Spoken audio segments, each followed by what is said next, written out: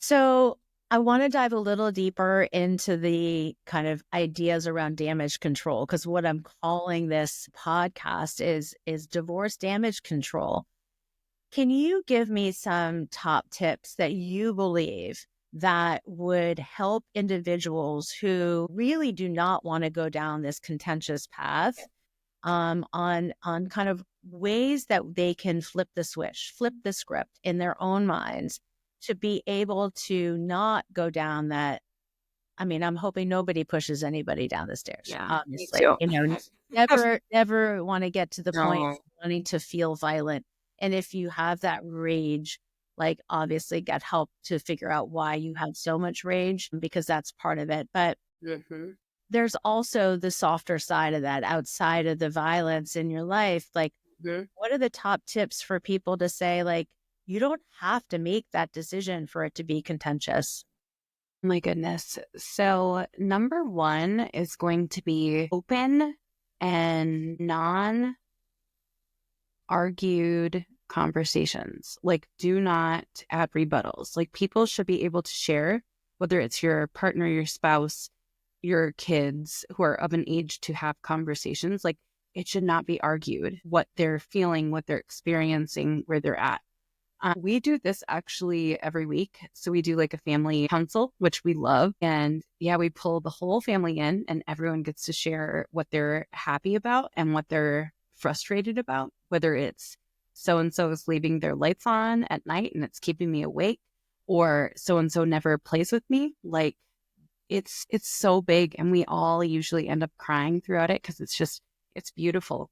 That is way less damaging and way less expensive than a divorce, hands down. So I'm a huge fan of that. Number two, if you are going to make big life altering decisions like a divorce, I think everyone deserves to be in on the conversation. Pull everyone together. The fact that, and you mentioned this, the fact that my parents never pulled everyone together and said like, oh, we're going to sit down and talk about this. That was hard. That was rough. It was confusing. It felt super extra, I guess, like violent or traumatic a little bit. It was bizarre. But if you're going to have big life altering moments, like recognize that your kids, much younger than you realize, they need to be a part of that conversation too, because they might have viewpoints or opinions or thoughts that need to be like, validated through it. So that's number two. And number three is realize that divorce, if you do choose it, can be absolutely financially devastating for at least a generation.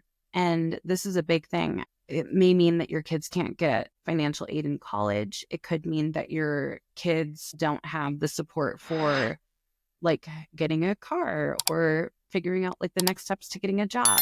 So just make sure that you consider all of those possibilities. But sometimes divorce is still the best option and it's painful, but make sure you know exactly what it's going to mean for not just you, but your kids as well.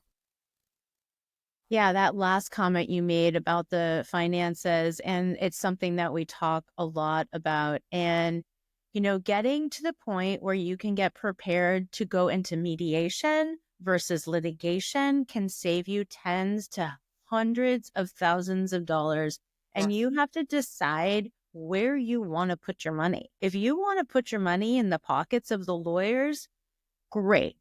Go into litigation, think that you can stick it to them and hurt them really badly in court, and that's going to make you feel a whole lot better that they're in pain.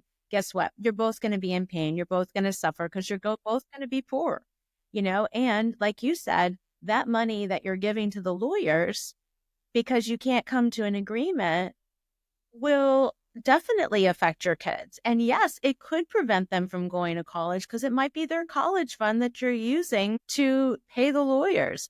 It might mean that, guess what? When you retire, you have to work 10 more years because you gave a lawyers $200,000. And I am not telling you those numbers like that they don't exist. People spend hundreds of thousands and sometimes millions of dollars in court.